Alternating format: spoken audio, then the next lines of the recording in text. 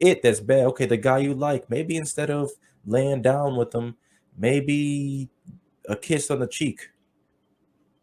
It's still that physical gratification, but my goodness, it's not jumping off the deep end, because who knows, 9 months, 8 months later, that could be a next generation that was born.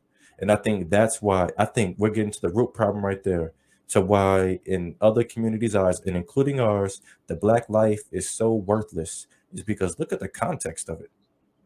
Look at how it came to exist, through dysfunction and irresponsible relationships, and through mistakes, quote unquote, and accidents, and no unity.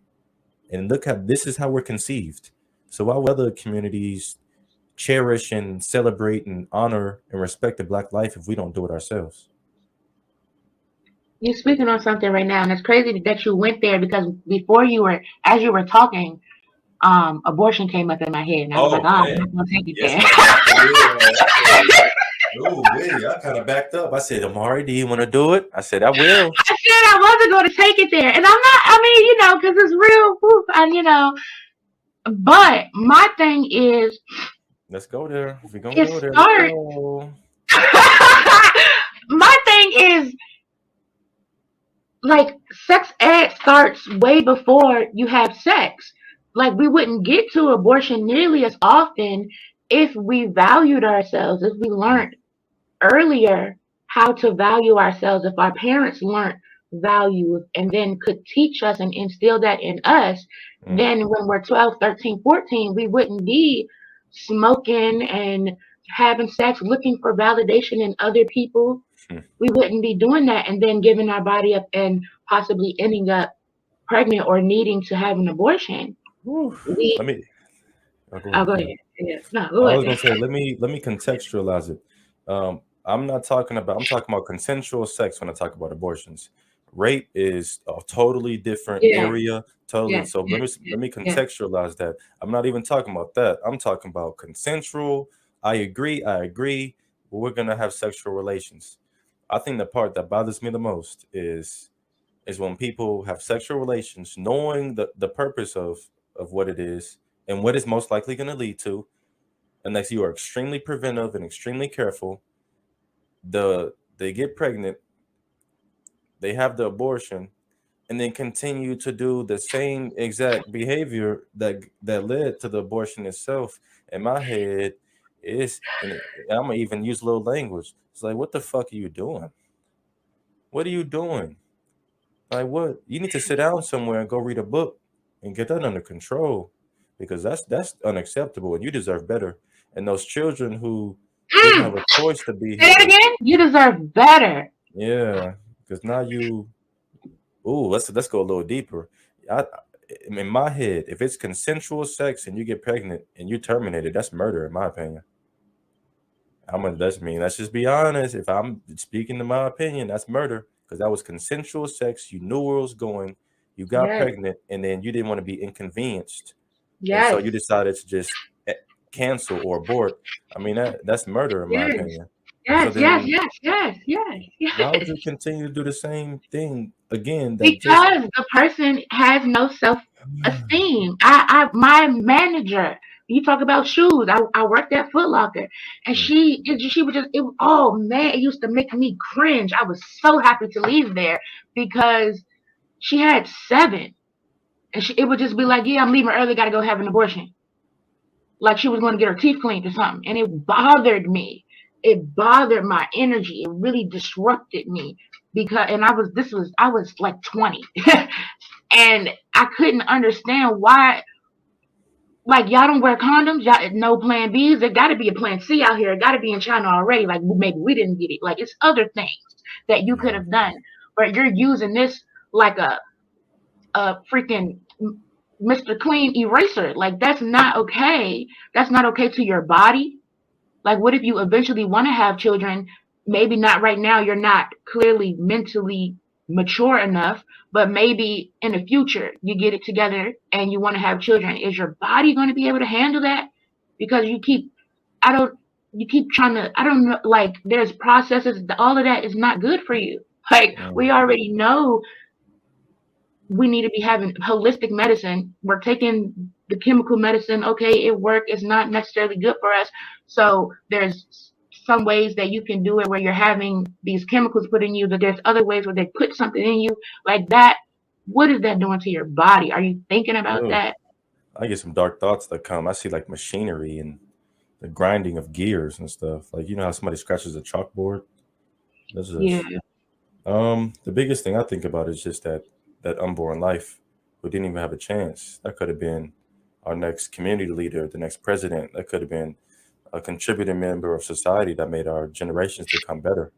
And it was just like disintegrated because of lack of self control and intention. And then again, I'm not talking about sexual power. assault.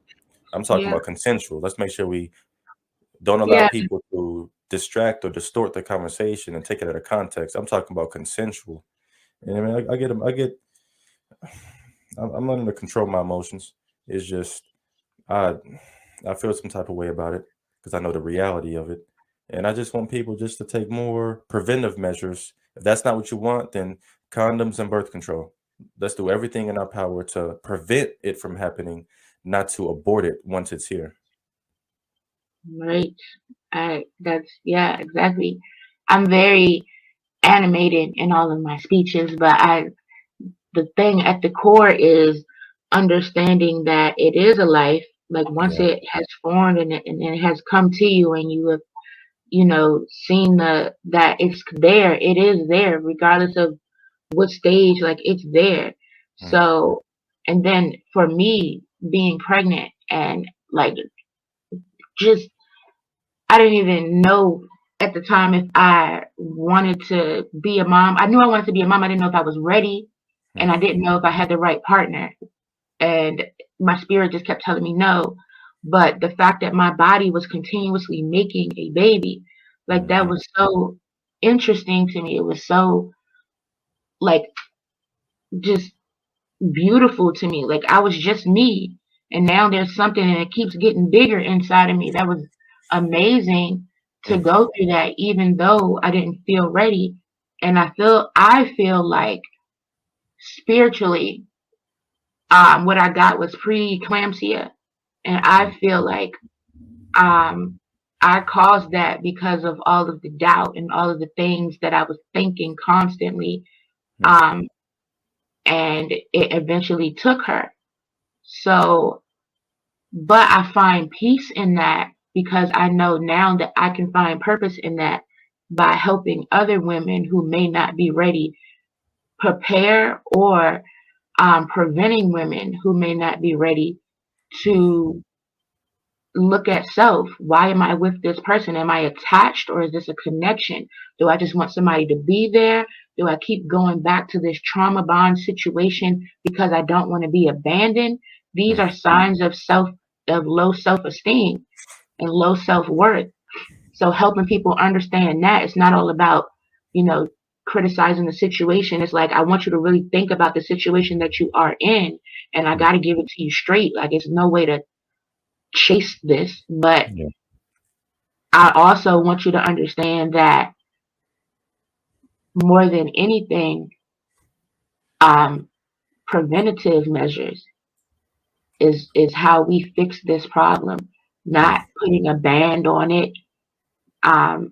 Not all these things that America is saying, but actually us, like you were saying before, fixing ourselves individually.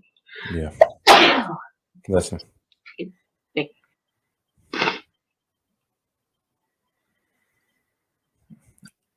Yeah. Yeah, that's a yeah. I think it just comes back to just I think it just comes back to just what do I deserve and standing on it. Because How do you you know what you deserve though? by looking in the mirror and setting out goals, writing those goals down, where do I see myself in 10, 15, 20 years? And even if you can't fill it all out, when you start to fill it out, then you'll start out expectations for yourself. You'll set out boundaries for yourself. You know what? I know I want to go in criminal law and criminal justice, and so I can't have a DUI on my record. So if I'm gonna drink, Maybe I need to drink at the house. And if I do go to a bar, maybe only drink water. And so slowly, oh, she not, can I buy you a drink? Oh, no, thank you. I'm not drinking. Well, if that person's intent is to, get you intoxicated and to have relations with you consensually, then they're going to move on because you've established some boundaries. Oh, come on, one drink won't hurt. No, thank you. I'm drinking water. Boundaries. And you do that consistently in all facets of your life. Well, not all, a vast majority. Eventually, you will know what you deserve because you'll see how people react to you. I want to go into, let's say, be a doctor. Well, if I'm a doctor, the first thing I need to do is probably look up what's healthy for me. And I'm speaking about maybe heart or a neurosurgeon. And as you start to just look up and do, small amounts of research, it is seep into your personal life without you even knowing it. And the conversations you'll have when you come to what you want to do, you'll shy other people away who don't have a similar intent to do more, to do different. Because I don't know a lot of people that want to be doctors.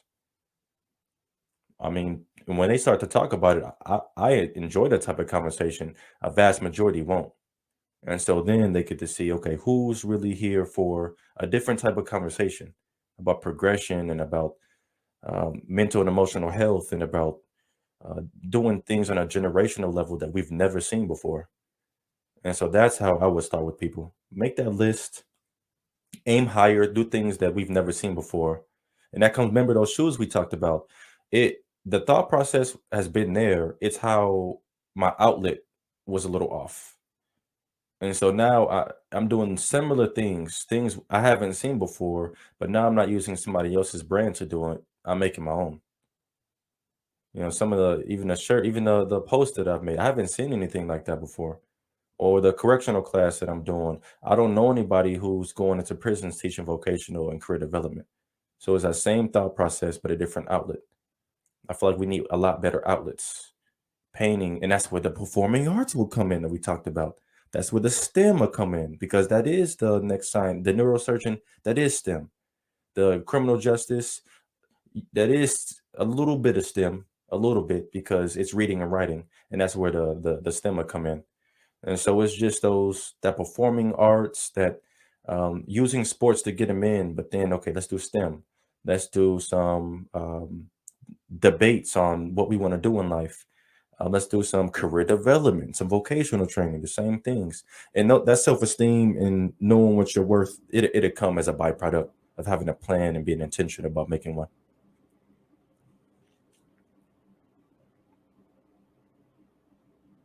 You might be muted. All There right. we go. Okay. Um, Something interesting that I was just thinking is that Hmm. I made one of the captions that basically every time I get to a level of self-worth, Hmm. there's another one. I, you Hmm. know, but my thing is I started at a negative self-worth.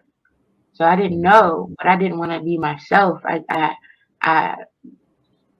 in my teenage years hated myself. I hated myself. I was suicidal. I didn't, all the things.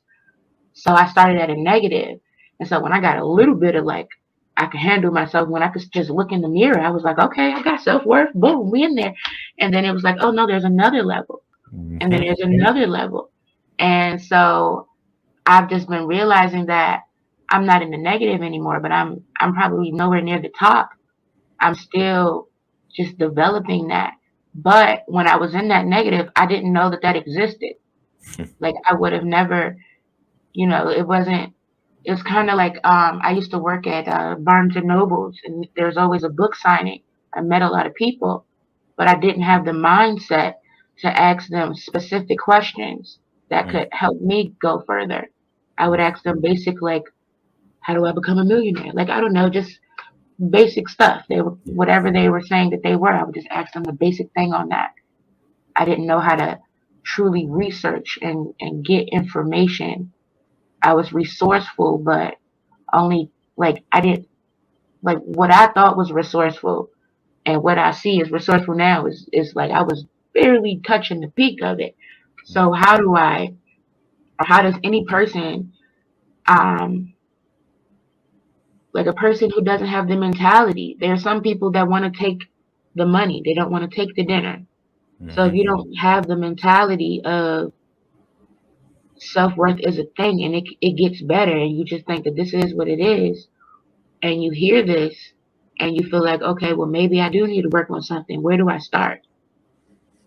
In the mirror, you're not gonna get the example that there are examples out there. The media is not gonna portray it to you because then when you have self worth, it costs the money because you don't need the shoes, you don't need the $800 scarf, you don't need the car that depreciates the moment you touch it. You don't even turn the engine on. As soon as you drive that thing off the lot, it is worth about 8,000 less than what you and you went around the block. You're not getting the same money for that car. And that special car you want, guess what? If anything happens, the mechanic got special prices for you. That special car has special parts. And so you know what that means? That has a special price for something you couldn't afford to begin. And frankly wasn't necessary. And so when you start to build that up within you, you'll cost other people, other brands and other communities, you'll cost them so much money. Now you don't need that chain. You don't need that plane that you saw on TV. You don't need that certain pair of heels. You don't need that. You don't need that jacket anymore. You don't need that scarf. You don't need that kind of stuff. So really what you people have to do is to look in the mirror. Like not as you're brushing your teeth, just go in there, turn the light on and just look and have that small conversation with myself. You can go deep, like who am I? You can go basic and give yourself compliments, and do not say good though. Good is settling and it's mediocre, and it's comfortable and complacent. Erase that good word from your. This is my opinion from your vocabulary, because you can find other adjectives. Just throwing some out: phenomenal, exemplary, superb, stupendous, amazing, sensational, historical, great, and that's just what 9 seconds, 9 and 9 seconds. So it's time to. You just got to make a decision ultimately, because you got people who look up to you. You have the young ones who do need you as an example. Only thing is, people don't realize you're going to be an example whether you want to. You can help them to a regression or progression. There's no in between. So either you can have that self worth and show them that they are the brand, they can make their own, have healthy relationships so the next generation can do better, or you're gonna go get out and show them dysfunction. You are gonna have those shoes, that $800 scarf, that car that you don't need that depreciates, so they'll want the same thing, and it keeps sucking money away from our community instead of toward things that actually matter toward our progression.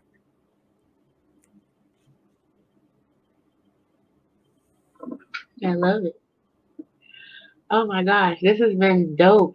Okay, so I do want to circle back real quick. You were talking about investing into a company for 25 years.